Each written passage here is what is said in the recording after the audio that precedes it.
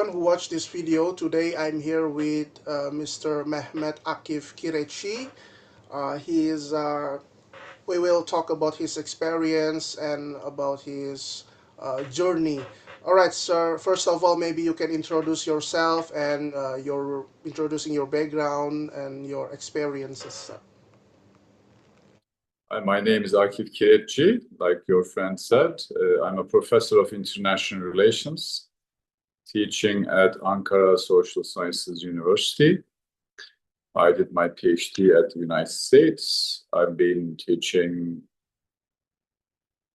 political history, Middle East, geopolitics, American foreign policy, courses like that. And I visited Indonesia last year, around January. I enjoyed very much.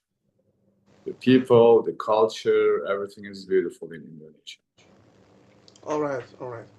Uh, what initially motivated you to pursue an academic career in political science and international relations, sir? Maybe you can share about that.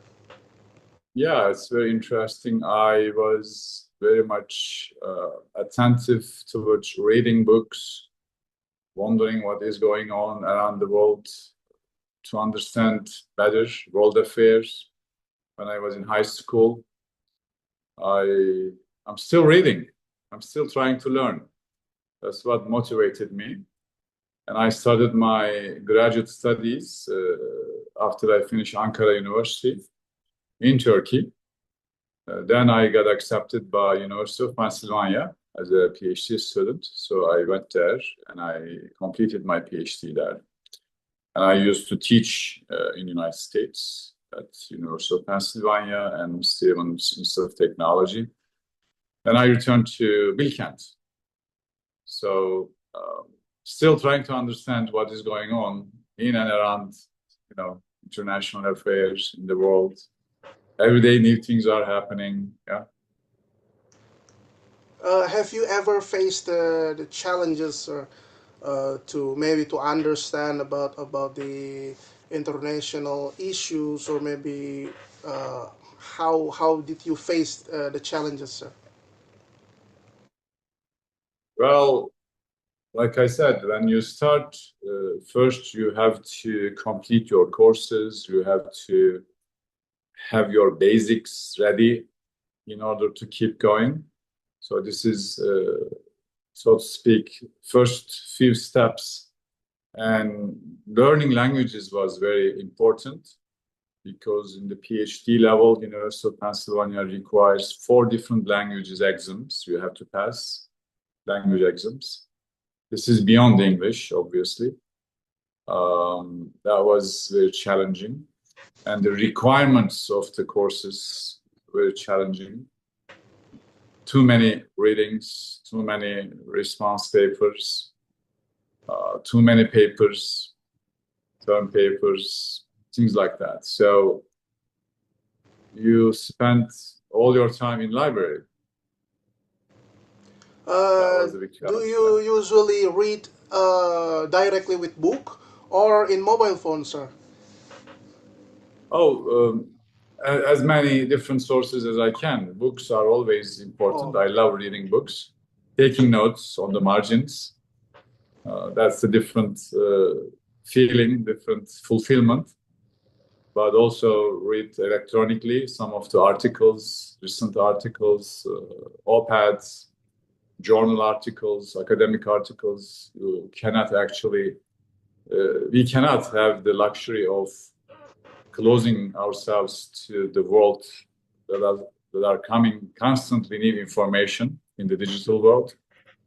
So both actually. All right, sir. If we move, we will talk a little bit about your country, about Turkey. First of all, how do you assess the evolution of Turkey's political system over the past 2 decades, and what do you see as the main challenges facing democracy in Turkey today, sir? Well, Turkey is a very vibrant democratic country. We have elections where the participant ratios are always more than 85%. So democracy is celebrated by every layer of society in Turkey. But after the coup attempt in 2016, we switched from a parliamentarian system to presidential system. Still, we have parliament, we have executive, we have judiciary, but the executive system is not prime minister, but president. That is because sometimes small parties can block the parliamentary system. That's why more than 50% of the population approved the switching of the system. Obviously, this is due to President Erdogan. People love him. Most of the people supported his idea. So he's the major figure in the executive branch. So that's one thing. Another one is Turkey is being governed by JDP, Justice and Development Party, AK Party, for the last since 2002, and that's a big continuity in terms of political stability. And Turkey transformed lots of things, modernized its economy, modernized infrastructure, defense industry, university education, many things we are living through right now, but maybe some decade later we will realize better what really happened during these 20 plus years in Turkey. So the potential of Turkey is big. We have like more than 85 million people. We have a very strong youth population, and Turkish economy is transformed from in the year 2000, the GDP was around $200 billion. Now it's almost 1.5, around $1.5 trillion. And the export is now the highest 2025. The export of Turkey recorded highest in the history of Republic after 1923. So all of these actually indicate that Turkey is All right, sir. trying to do its best. Yeah, but how about how has the relationship between the state, civil society, and academia evolved in Turkey, sir? And maybe you can give some general situation condition about the education, economic, or the other sectors, sir. Well, the civil society is also very vibrant in Turkey. They have we have like maybe tens of thousands of civil society organizations. They are free to operate as long as they don't involve in crime. Newspapers are freely, published. TV channels, we have hundreds of TV channels operating in the country. Every single TV channel has its own political view, criticism, and so on and so forth. And the university education, this was the policy of President Erdogan since the beginning, that he promised that in every single city, Turkey should have one university. Now we do. So it also increased the university student population. Like I said, it's a vibrant population. They follow what's going on in and around the world. But the economic situation, because of the perhaps many investments in infrastructure, highways, tunnels, airports, things like that. We have some inflation during the last 3 years, but it's being stabilized around 35% right now. But it was like 100% a couple of or 3 years ago. Now I think the economy is doing better, and hopefully we'll be doing a lot better in the upcoming couple of years, inshallah. All right, all right. How about the youth in your country, sir? How about the Z generation, sir? Well, like in every free country, they are following, like I said, what is going on around the world. They are connected with the rest of the world through several, digital platforms like Instagram, like Twitter, like other things. So it is customary in many countries that youth start as, opposing to everything, but when they graduate, when they get jobs, and when they form their families, they become a little bit more, how should I put this, less taking less risks in their lives for their lives because they have responsibilities after graduation or marriage and so forth. Oh, Well, all right. like For I the last, said, sir. For the last, sir. For the yes, last. For the last. I have read that you have some areas of expertise like international relations and geopolitics. How do you view our geopolitics now, sir? Especially after the U.S. movement and the other countries' movement. How do you view, sir, from your point of view about our geopolitics now, sir? geopolitics of Indonesia, you mean? I mean, yeah, maybe the relation between our global Yeah. politics. Yeah, Turkish-Indonesian relations are very good, and it should be deeper, broader. This is what I think.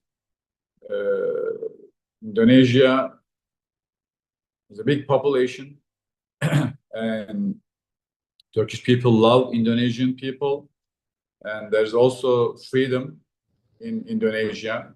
There are lots of different communities, Muslims, Buddhists, and Christian communities. They happily and freely live together. I think that's a very good reference.